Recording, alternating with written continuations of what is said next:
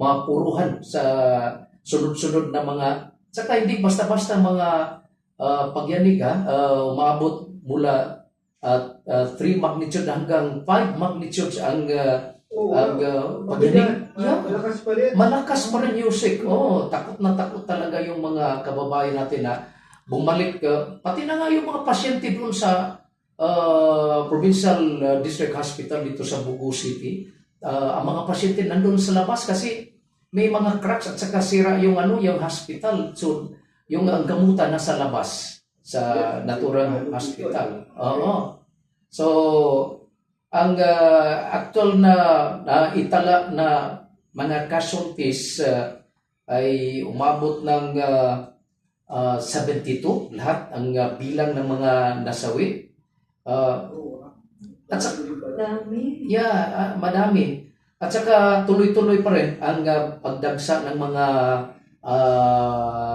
tulong sa iba't ibang ahensya, pribado man o sa gobyerno, para sa mga kababayan natin na biktima sa naturang lindol. Pasalamat tayo kasi mabilisan ang pag-restore sa pagkawala ng supply ng kuryente. Ayon sa Office of the Civil Defense, 100% na daw na naibalik ang total supply ng kuryente sa Bugo City at saka sa mga karatig na mga bayan.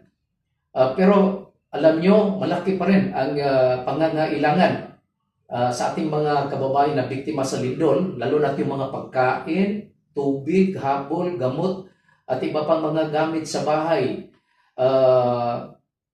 Alam nyo, sa bilang, ayon sa Office of the Civil Defense, umabot hanggang 35,000 ang kabahayan na nasira talaga sa naturing lindol. At saka, aside from the 72 facility casualties, merong more or less 500 ang grabing nasugatan sa pagyanig. Alam nyo, hindi basta-basta itong mga